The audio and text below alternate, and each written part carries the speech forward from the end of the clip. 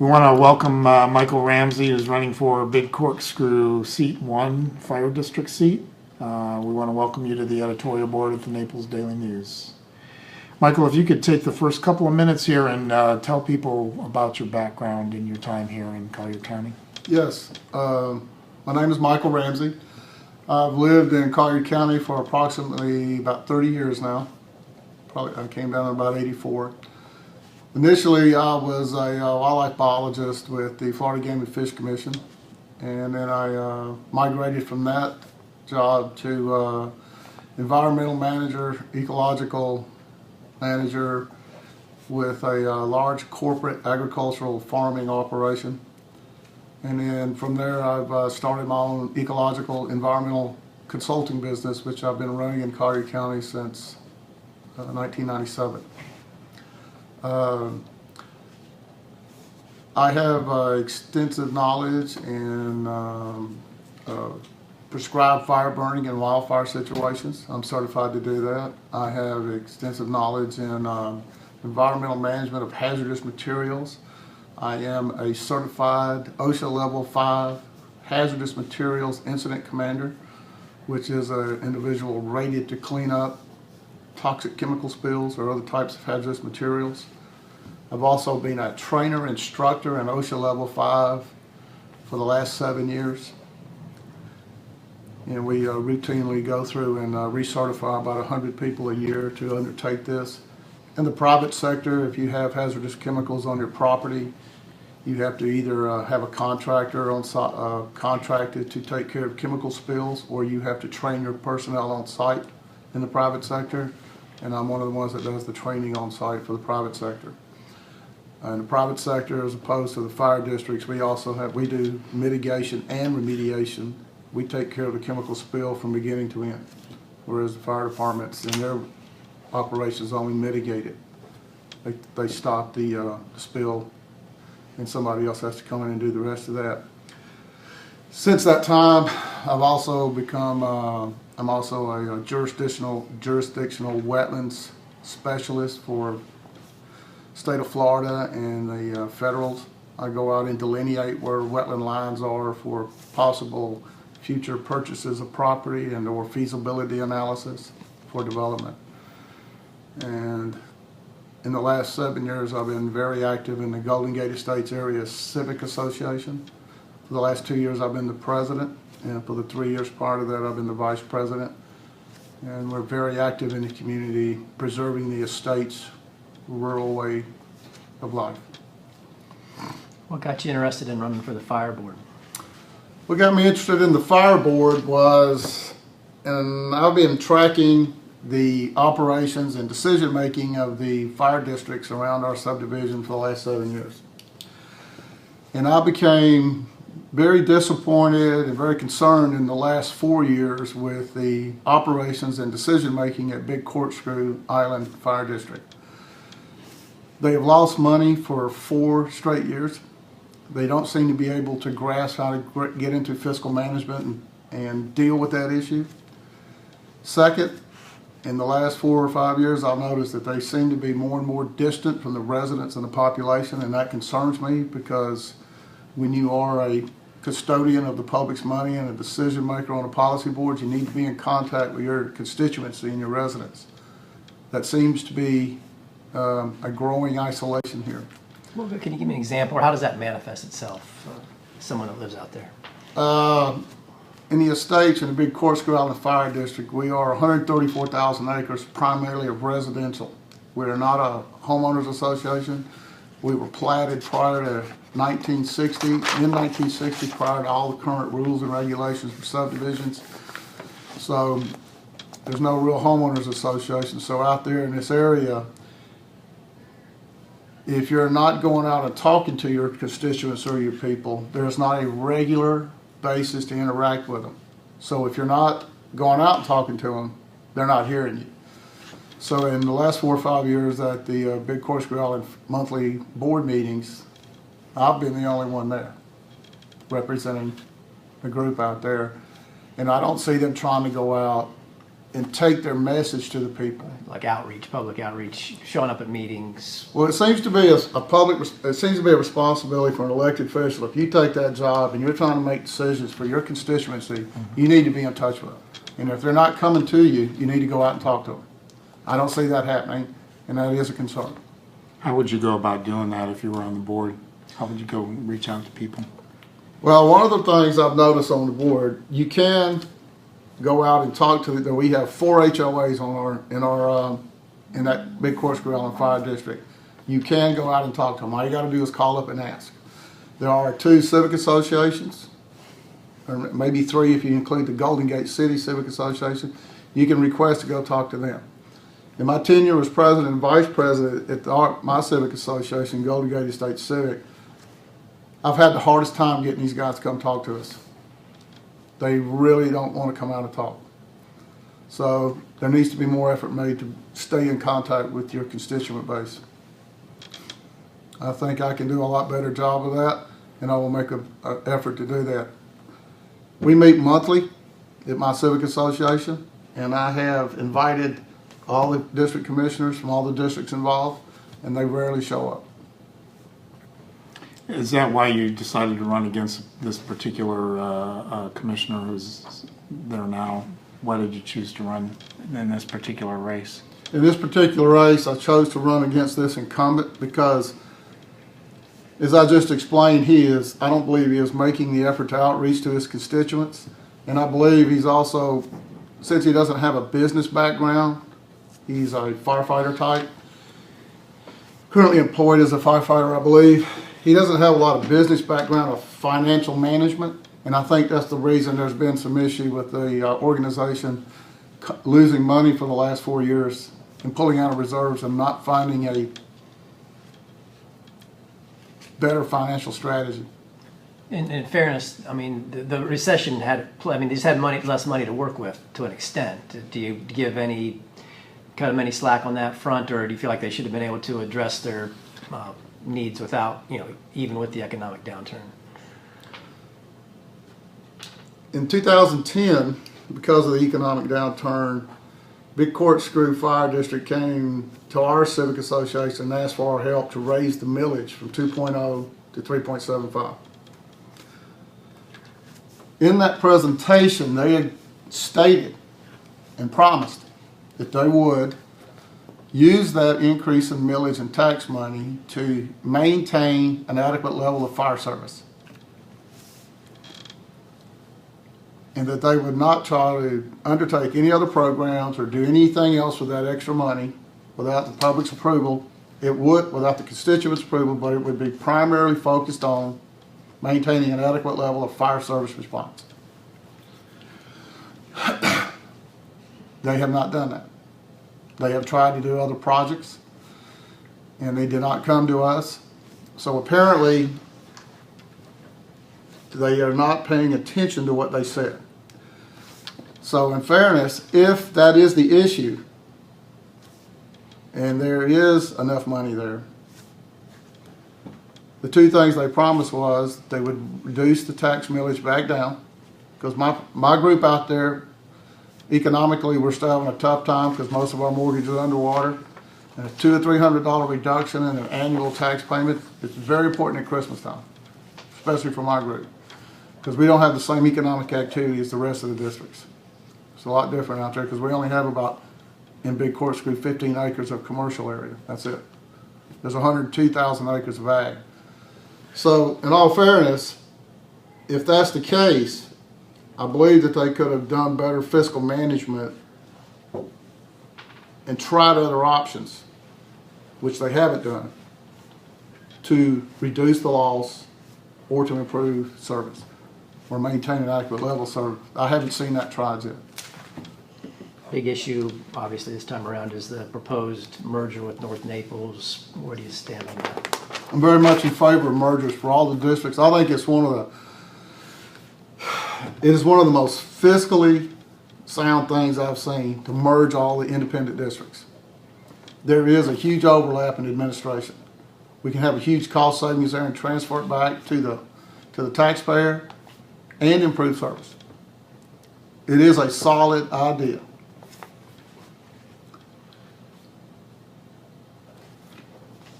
There's some folks in North Naples who feel like the difference in millage between the two districts is a reason to vote against this. Can you address, that issue for us? That is a very substantial issue. In my research and participation in the meetings on this, North Naples has a 1.0 millage rate, and they have a $22.9 billion property value assessment as of 2013. That is a substantial amount of revenue generated for that district, and it is constant and it is pretty stable. In Big Corkscrew, we have a 0.9 billion property value assessment and a 3.75 millage, but we're at 3.5 right now, and we're only generating $4 million a year for our proposed operations, and North Naples is generating about $14 million a year for their operation. If we consolidate all districts, we will have to address this issue one way or the other. We have districts at 1.0, districts at 1.5, districts 3.5, district 3.75. We got to figure out how to do this. In the community involvement that I've been exposed to in the North Naples Big Corkscrew discussions, this group participating in the merger plan has evolved a way to bring these two together and a pattern or a template that we can do them all. I think this has been a very good exercise in this, and it identifies the risk and the problems. And yes, Big Corkscrew has some financial problems that we need to take care of. Our house is a little out of order. We are losing money every year. North Naples is not. So there is a concern if you were bringing two business organizations together like that, how do you do it? Well, the way you should do it, based on our business background, is you should lay out all the risk and deal with them up front. That's the best way to do it. Lay it all out for your residents, your constituents, and all those involved to see it, and then come up with a plan to mitigate it, and then bring them together. Understand all the issues involved with it. We have proposed a merger plan from our citizen community group that does that. But in the current merger plan that is being submitted by North Naples and Big Corkscrew, we're concerned that they left out a significant component in it, the pay and labor harmonization issue. It's been left out. And that is a significant cost component. It has not been addressed in the first 5 years.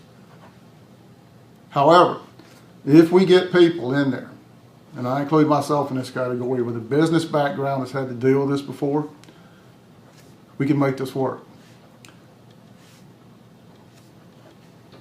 But we have to be open and transparent with both constituencies. That has to be done. Because yes, there is a large amount of money variance here. Have you laid out the risks that you see in this, and if so, what are they beyond the ones you've mentioned here already? Well, the biggest one right now is that the pay and labor harmonization, because Big Corkscrew's firefighters are not paid at the same scale or level as North Naples. It would require a 28% increase in pay for the first 5 years. And if we included that in this first 5-year joint business plan, there would be no savings. That has been left out. That is a significant issue. That is probably the most important issue to this. Now, aside from that, getting into the plan, there are some very optimistic expectations that property values will rise in a straight line increase every year for 10 years. It's 7%. They don't predict any downturns. That's not realistic, as we know from 2008. So we have to be careful here to manage what we have, because the projections are so optimistic, you can get yourself in trouble with too much cost too fast. Back to harmonization, and maybe the specifics haven't been worked out, but how, generally speaking, how would you prefer to deal with that over the time? We need to bring that up now, up front. That is a significant cost. We need to sit down and we need to point out how are we going to do that? Because it's going to be difficult to bring two unions together with the 28% pay difference. I don't know how, it causes a little bit of friction, I believe, on the guys out there trying to do the job. We need to figure out how we're going to do that. Are we going to change some things around? Right now we have two unions. Two unions will need to come together too. We need to include them, we need to talk to them, we need to address how we're going to do this, because this will involve changing maybe entry level and pay grade increases. But we need to do it now. Kind of running out of time to an extent. I mean, just a few weeks left before the people will vote on it. That's correct. We got about 4 weeks. But the merger plan and the joint business plan has been cast in stone at this point by the administrations. Is that a fatal flaw, or do you think it can still? I think we can work with it because we have such good citizen involvement right now, and we have we have people with extensive business backgrounds in this area. We can make this work. We have to be very careful. And I want to make it clear, it needs to be transparent to the constituents. There's a lot of money involved here. Should there be a goal to eventually merge with other districts if this one goes through? Just like East Naples and Goldgate are merging in North Naples and Big Corkscrew. I mean, should it merge with some of the other independent fire districts around the county? Yes. Okay. We're already having some discussions about that amongst the other groups. The goal is to bring them all together. Okay. Let me ask this, just to make sure I'm clear. You would advocate or suggest people vote in favor of this, but you want to modify the business plan. Is that a correct summary of your position? Yes, I think we need to proceed with merger and consolidation now. We've got the right people around to do it. They've got the business background. We've got the citizens in each of the districts that are in favor of it. We now need to get some business experience and expertise in there and bring it together and make sure that it's transparent. But yes, this is a good idea. We should proceed. I don't think waiting is a good idea. We've been waiting for a while. What about the chiefs serving their respective districts right now? How do you think they're doing? The chiefs serving their respective districts right now, they're doing a good job. I think they could use more people with broader business backgrounds, challenging them with financial decisions and options and pushing them to look out more. Because you make better decisions when you push yourself to look at different solutions, and you learn a lot more. And I don't think that's being done, but you got to have a group of people in there that can push them, that has various business backgrounds from different areas.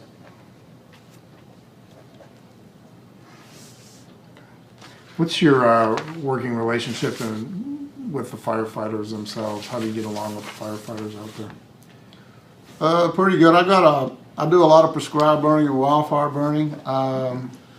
In most of the meetings I go to, I'm usually dealing with the administration and talking to them. The ones that I talk to out there, the firefighters, pretty good guys. They're very good at what they do. I consider them to be probably one of the most important assets out there in any fire district. They're the ones that show up and are liable to get burnt. How does the relationship between EMS and the fire department work out in Big Corkscrew?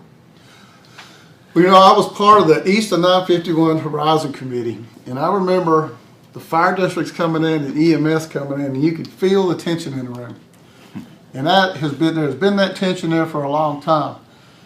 But after the BCC decision to expand EMS operation into Big Corkscrew, it's working good, I believe.